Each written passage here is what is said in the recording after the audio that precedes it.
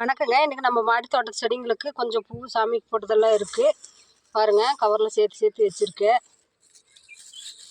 இது எல்லாத்தையும் போடலாம். காய்கறி வேஸ்ட்டெல்லாம் கொஞ்சம் இருக்குது. இன்றைக்கி வெள்ளிக்கிழமை, பூவும் கொஞ்சம் இருக்குது. எல்லா செடியிலையும் அறுவடை பண்ணிக்கலாம். அப்புறம் இன்றைக்கி வேலைக்கு போகல, வீட்டில் தான் இருக்கேன். சாயங்காலம் தான் மாடி ஃபுல்லும் கூட்டணும்.